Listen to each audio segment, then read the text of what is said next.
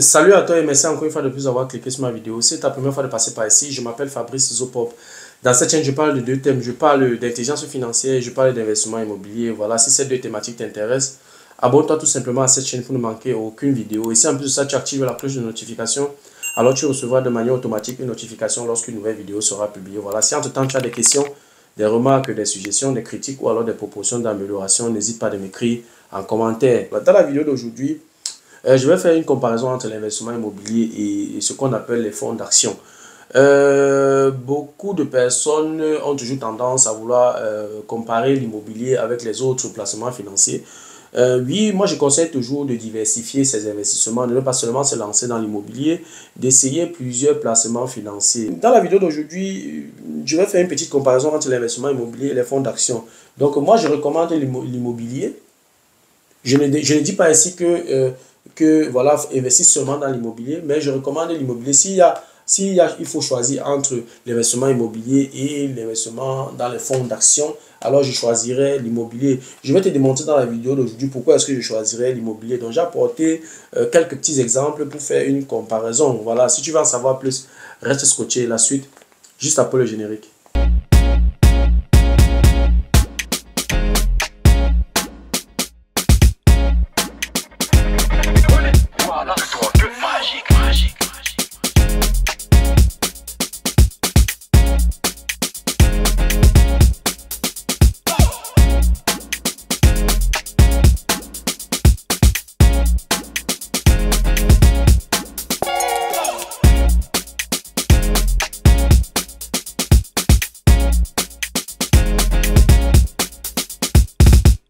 Voilà, comme je l'ai annoncé à l'introduction, dans la vidéo d'aujourd'hui, je vais faire une petite comparaison entre l'investissement immobilier et les fonds d'action.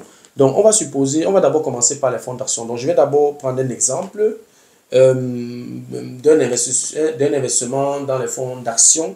Et ensuite, je vais prendre presque les mêmes chiffres pour investir également dans l'immobilier. Et puis, on va faire une comparaison et toi-même, tu vas te faire ton idée. Donc, voilà, commençons par les fonds d'action. On va supposer que tu as investi, disons, 80 € dans les fonds d'action par mois. Ça veut dire qu'après un an, tu as investi 960 €. Donc, 80 € par mois fois 12, ça fait 960 € que tu as investi pendant un mois. On va donc considérer que dans ces fonds d'action-là, tu as un rendement de 10%. Ce qui est presque impossible. Pour tous ceux qui s'y connaissent un peu dans les fonds d'action, 10% c'est le meilleur scénario possible. C'est la meilleure chose qui puisse t'arriver lorsque tu investis dans les fonds d'action. Généralement pas de 4, de 5, de 6% maximum. Mais dans mon exemple, j'ai pris comme, voilà, pour faire les calculs simples et voilà, pour idéaliser en fait mon exemple, j'ai fixé le taux, le rendement à 10% pour les fonds d'action. Après un an, tu as une plus-value de 960 € multiplié par 10%. Tu as investi 960 € pendant l'année et tu as un rendement de 10%. Qu'est-ce que ça veut dire? Ça veut dire que tu as une plus-value de 960 € fois 10%, ce qui donne 96 €. Lorsque tu investis dans les fonds d'action, tu peux tabler sur un gain de 100 000 € que tu ne recevras qu'après 26 ans. Les frais d'administration sont inclus. On parle ici de 0,5 à 1% par an. Donc, en considérant donc un taux d'inflation de 3% par an, les 100 000 € après 26 ans n'ont qu'une valeur de 45 000 €. Ça veut dire que si tu as tablé sur 100 000 € après 26 ans, en fait, 100 000 € n'a qu'une valeur de 45 000 €. Et pour liquider ton capital, ça veut dire que quoi, après les 26 ans, si tu veux retirer, n'est-ce pas, ce montant de 45 000 € en tenant compte de l'inflation, tu dois payer l'impôt sur le revenu. Et dans ce cas, en Allemagne, l'impôt est de 25% et en France, on parle de 30%. Ça veut dire quoi? Tu as investi 960 € par an pendant 26 ans. Donc, ça veut dire qu'en tout, tu as investi 24 960 €. Donc, pour calculer déjà ton bénéfice, parce que tu vas payer les impôts, on fait les 100 000 € moins ce que tu as investi. Tu as investi 24 900 €, 100 000 € moins 24 900 €. Et on a parlé tout à l'heure de l'impôt sur le revenu qui est de 25%. Donc, tu vas faire 25% de 100 000 € moins 24 900 €, ce qui te donne un montant de 19 000 € que tu dois payer. En fait, tu dois payer 19 000 € à l'administration fiscale. Donc, comme tu payes 19 000 euros pour les impôts, tu as liquidé 100 000 euros. Donc, tu vas faire 100 000 euros moins 19 000 euros. Ça veut dire qu'en fait, tu recevras donc 81 000 euros. Si on tient compte donc de l'inflation, 81 000 euros n'aura qu'une valeur de 36 000 euros. Donc, si on tient compte de l'inflation, en fait, tu as reçu 36 000 euros. Ça, c'est les fonds d'action. Et que tu as investi 25 000 euros avec les impôts et tout ce qui va avec, tu te retrouves en train de liquider 81 000 euros après 26 ans qui n'a qu'une valeur de 36 000 euros à cause de l'inflation. Ça, c'est l'investissement dans les fonds d'action. Bon, maintenant, on va considérer l'investissement immobilier. Quand je parle d'investissement immobilier, ici, je parle d'immobilier locatif. Donc, tu as trouvé un bien quelque part.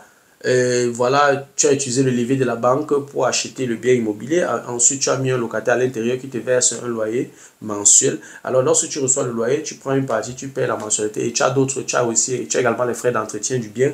Mais le loyer ne suffit pas pour couvrir tous ces frais-là. Alors, tu es obligé d'insérer de l'argent dans cet investissement-là pour que ça fonctionne. On va donc supposer, pour que la comparaison soit faite, on va supposer que tu insères dans l'investissement chaque mois 84 euros. Donc, chaque mois, tu insères 84 euros pour que l'investissement fonctionne. Tu as pour le crédit à la banque, on suppose que l'appartement a une valeur de 100 000 euros. Le prix d'achat, c'était 100 000 euros. Donc, tu obtiens une valeur de 100 000 euros maintenant grâce au crédit bancaire. Ça veut dire que tu as trouvé le bien coûte 100 000 euros. La banque n'attend pas 30 ans ou 26 ans avant de te remettre les 100 000 euros. La banque te donne les 100 000 euros maintenant pour que tu achètes le bien. On va supposer que tu fais 1% de plus-value sur cet appartement-là par an. Ça, c'est le pire scénario. Normalement, de manière réaliste, on peut parler de 3% par an. Parce que si on dit 1%, en 10 ans, tu as l'appartement ou alors le bien, la valeur du bien a augmenté de 10%. Donc, on va prendre une valeur, voilà, on va prendre le pire des scénarios, c'est-à-dire qu'on va considérer que l'appartement, la valeur du bien augmente de 1% chaque année. Si on considère donc la plus-value de 1%, on a dit tout à l'heure que le bien était 100 000 euros. On va faire juste 1% de 100 000 euros. Ça veut dire quoi? Ça veut dire qu'on a une plus-value de 1 000 euros par an. C'est ce que ça veut dire. Tout à l'heure, lorsqu'on a parlé des fonds d'action, on a dit que tu faisais 10% de ce que tu as investi. Donc, en comparaison avec les fonds d'action, tu vois ici que la plus-value que tu réalises pour l'investissement immobilier ne se réfère pas aux 84 euros que tu investis chaque mois dans l'investissement pour que ça fonctionne, mais la plus-value de 1% se réfère au montant du crédit 100 000 euros, donc à la valeur de la maison actuelle. Donc, pour l'immobilier, on parle de 1 000 euros. Pour cet exemple-ci, on parle de 1 000 euros, tandis que pour l'investissement dans les fonds d'action, on parlait de 10% du montant que tu as investi. Donc, la comparaison est vite faite. Donc, on va parcourir ensemble le développement d'un investissement immobilier. On va considérer ici que c'est un bien immobilier qui est dans la périphérie d'une grande ville, d'une grande métropole. Donc, le prix d'achat du bien est 100 000 euros. La période de fixation du taux d'intérêt, c'est-à-dire la première phase du financement, 10 ans. Et l'investissement de départ, c'est-à-dire que voilà, les frais supplémentaires pour l'acquisition, on est à 12 070 euros. Puisque les frais supplémentaires pour l'acquisition ici c'est 12,07% du prix d'achat, c'est pour ça que c'est 12 070 euros. On a le crédit 3,5% des taux d'intérêt et 1,5% de taux de remboursement par an, ce qui fait donc un montant de 5 000 euros qu'on doit payer à la banque chaque année. Et on a les revenus locatifs, on a ici un rendement de 4%, donc ça veut dire qu'on a les revenus locatifs de 4%, c'est par rapport au prix d'achat. Donc, on a 4 000 euros comme revenu locatif. Ça, c'est le loyer qu'on reçoit du locataire. Donc, ensuite, on a les frais supplémentaires, comme par exemple l'eau, le chauffage, les ordures, le nettoyage, tout. En fait, une partie, n'est-ce pas, des frais de copropriété qui s'élèvent ici à 780 euros par an. Ensuite, on a l'investissement courant par mois sans augmentation de loyer qui s'élève à 65 euros. Donc, si on continue, l'évolution, n'est-ce pas, de la valeur du bien après 10 ans, si on considère un taux d'inflation de 3%, on sera donc à 134 400 euros. Ça veut dire qu'on a acheté le bien aujourd'hui, 10 ans plus tard, le bien a une valeur de 134 400 euros. Donc, si on tient compte de 3% d'inflation, du taux d'inflation par an, la dette restante, donc à la fin de la première période de taux fixe, c'est-à-dire qu'à la fin de la première phase du financement, il nous reste une dette de 82 000 euros. Je rappelle que la dette de départ était de 100 000 euros, donc on a remboursé à peu près 18 000 euros dans notre exemple. Qu'est-ce que ça veut dire? Ça veut dire que la marge qu'on a, cette marge est bien entendu exonérée parce qu'on a attendu 10 ans avant de vendre le bien. Et la législation allemande stipule que si tu achètes un bien immobilier locatif et tu le conserves au moins pendant 10 ans, alors lors de la vente, tu ne vas pas payer les impôts sur le bénéfice. Donc oui, la marge est exonérée, c'est-à-dire la valeur de l'immobilier dans 10 ans, moins l'investissement de départ, moins les frais supplémentaires, moins la dette restante est de 32 459 euros. Ça, c'est la marge exonérée de ce bien immobilier. Pour mieux comprendre, je t'ai apporté donc ce schéma, c'est le schéma du développement d'un investissement immobilier. Nous sommes en 2021, la date à laquelle le bien immobilier a été acheté, donc on est à 100 000 euros, la valeur du bien, le prix d'achat. Alors, on prend le crédit à la banque donc pour rembourser. Le taux de remboursement est de 1,5% et le taux d'intérêt était de 3,5%, mais ce n'est pas mentionné ici. Donc, puisqu'on rembourse la dette, et la première phase du financement est de 10 ans. C'est pour ça qu'il y a deux dates sur le schéma, 2021 et 2031. Le taux d'inflation par an est de 3%. Donc, ça veut dire que quoi, de 2021 à 2031, le bien a une valeur de 134 400. Ça veut dire que quoi, le bien avait une valeur de 100 000 euros en 2021. En 2031, le bien a maintenant une valeur de 134 400, comme c'est mentionné dans le schéma. Puisqu'on rembourse 1,5% par an et le taux de remboursement ne reste pas constant chaque année. Cette année, c'est 1,5%. L'année prochaine, ça va encore un peu diminuer. Ça veut dire que quoi, en 10 ans, on a remboursé à peu près 18 000 euros. Donc, la dette restante, après 10 ans, est de 82 070 euros, 94 cents. Voilà, lorsqu'on avance, si on fait maintenant la différence entre la dette restante et la valeur du bien, on voit donc qu'on a un bénéfice brut de 52 329 euros. Bénéfice brut parce que, voilà, on doit encore soustraire, n'est-ce pas, les frais courants et l'apport personnel et tout le reste. Puisqu'on a attendu 10 ans, on ne va pas payer les impôts sur le bénéfice. Donc, on va faire tout simplement les 52 329 euros. On soustrait dans les frais courants et l'apport personnel qui s'élevait en tout à 19 870 euros. Et lorsqu'on fait dans la différence, on a un bénéfice net de 32 459 euros. Ça, c'est le bénéfice net. En fait, ce schéma décrit exactement le tableau que j'ai présenté tout à l'heure. Donc, voilà à peu près voilà le bilan, le développement d'un investissement immobilier.